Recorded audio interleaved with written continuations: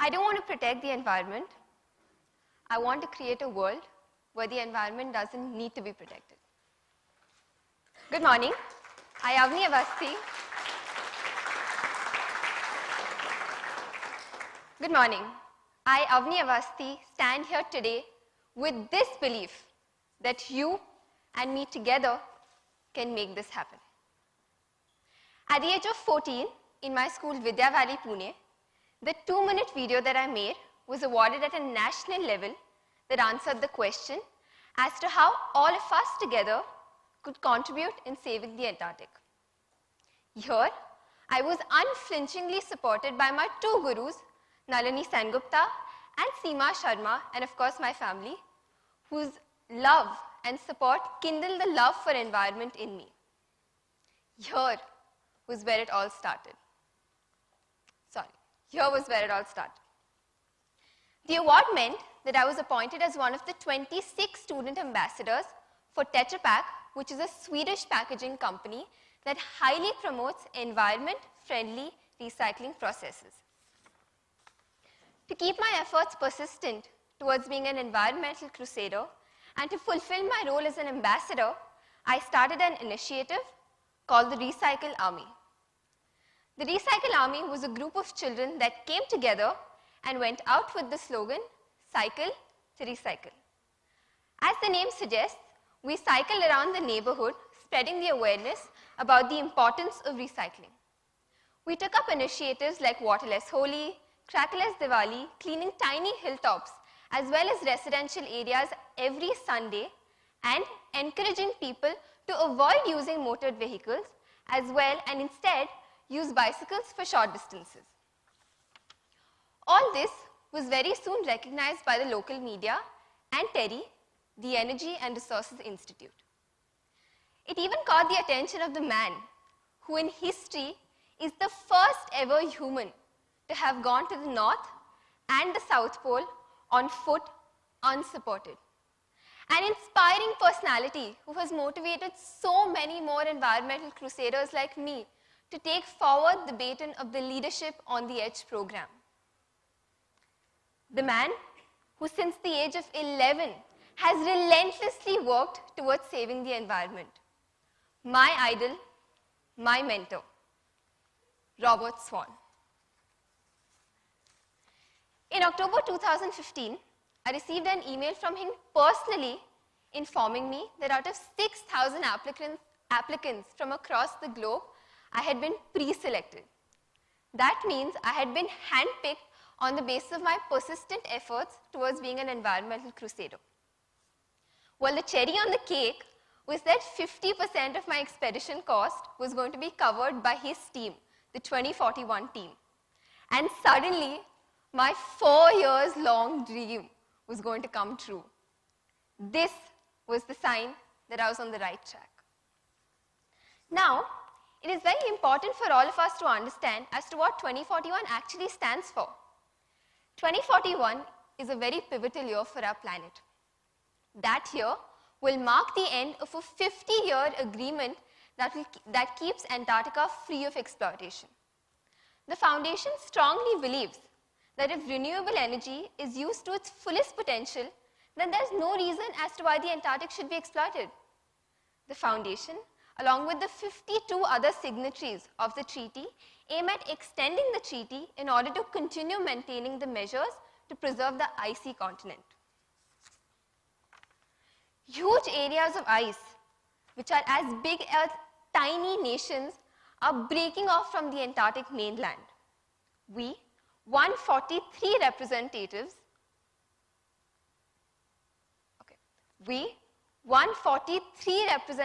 from 30 different nations came together, debated, discussed, and received first-hand information of the devastating effects of the depleting ice cover, which were very evident. We witnessed how the rise in temperature has battered the icy continent. Our aim on this expedition was to learn about climate change, sustainability, and the effective use of renewable energy and how they affect us worldwide and what we can do to protect the Antarctic. During this journey, we were a part of various multimedia lectures given by global experts, about Antarctica, including its geology, wildlife, history, and geography. Well, now it's very obvious for you all to feel as to why on earth would a girl, a student like me, talk about Antarctica, a place which is 11,084 kilometers away from this very auditorium. You all wouldn't even want to give it a second thought as to why the depleting ice covers of Antarctica would affect you or your life. But just because you cannot see, just because you cannot feel, does not mean it's not happening. NASA confirmed in 2014 that no matter what, the sea level is definitely going to rise by 1 meter. To a common man, a rise in 1 meter would mean that areas that are above the sea level of 1 meter would be submerged. So what's all the fuss about? Well, the problem is far greater than that. To accommodate such drastic increases in the sea level, shorelines would have to recede for kilometers altogether, submerging habitated land, crops, and civilians. But for a country like India, the peril is even greater. Since India is a peninsula, the southern parts of the country are going to be adversely affected. To bring it to proportion the plight, imagine this. States like Goa, Kerala, Tamil Nadu, or Gujarat will lose major parts of their population due to the receding shorelines. It wasn't a trip or an excursion, it was an expedition. An expedition that taught me more than just about the threats faced by the icy continent. It was a long journey. The beforehand preparations, right from convincing people and corporates to sponsor me, to garner the adequate equipment, to actually collecting the appropriate clothing for the freezing temperature where I required at least a good 7 layers to keep myself even mildly warm. So, why on earth would a thin, petite girl, a student like you, go to the Antarctic? And I'm quoting this. These are the precise questions asked to me by many.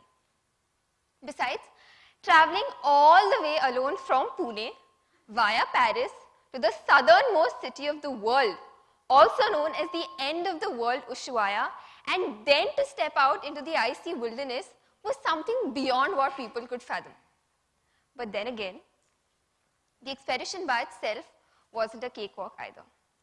The stormy crossing of the Drake Passage, the freezing chill factor of the gusty winds, the endless sight of only and only water, the thought of being so far away from land, nothing could beat the happiness of sighting the first iceberg. The reason I was asked to be a part of this expedition was to take up a responsibility. The responsibility of fighting for a better environment. We ourselves witnessed something firsthand that not many humans have seen, which is unimaginable massive icebergs crashing into the icy waters. The roar was deafening. We were stunned into silence. This is happening at a 10 times faster rate than what is previously thought. Well, we can definitely look this up on the internet. But we, the expeditioners, have been there. We've seen this happen. And it was terrifying. If the entire continent of Antarctica melts, the sea level is going to rise by a good 68 meters. Do you know what that means? That means you're not going to have to go all the way up to Kapu Beach for a beautiful seashore. The sea is going to follow you back to Manipal. Because Manipal is just 73 meters above sea level. The expedition was a platform which taught me about the depleting continent, and it was a leadership forum. It taught us to overcome our fears, stay miles apart from our families with no contact whatsoever, just to come together with people of similar thoughts to make this planet a better place. It is us who need the environment and not the environment that needs us. This is a statement that I've believed in for a long time now. But unfortunately, now it is time that the environment needs us. But that one visit to the icy continent has made this belief much stronger that we need to work for the environment. Let us not give up on the environment, because if the environment gives up on us, it's not going to be a good sight. Now, after this long talk, probably you all are thinking, what can I do? How can I help? We don't need a New Year's Eve or the 1st of Jan to make resolutions. And even if they're made, most of them are personal and seldom for a common good. So, let us resolve here, right now, in this very auditorium, to follow these tiny steps which can go a very long way. A complete no to plastic bags. Don't ask for one, don't give one. Insist on drip irrigation in and around the areas that you stay. Insist on rainwater harvesting. Please try and segregate wet and dry waste. Please use solar energy for heating water and to produce electricity. Follow the simple 3 R's. Reuse, reduce, recycle. And lastly, and very simple, save paper. All of us need to be considerate and sensitive towards the environment. It could be in the smallest way possible. Probably by switching off the lights when unnecessary, switching over to LED lights, or probably using solar panels. Let us not ask what the world is doing. Let us not ask what the government is doing. Let us not ask what our college is doing. Let us ask ourselves, what am I doing? So with this, I would like to leave you with one question. Are we ready to give in that 1%? Thank you.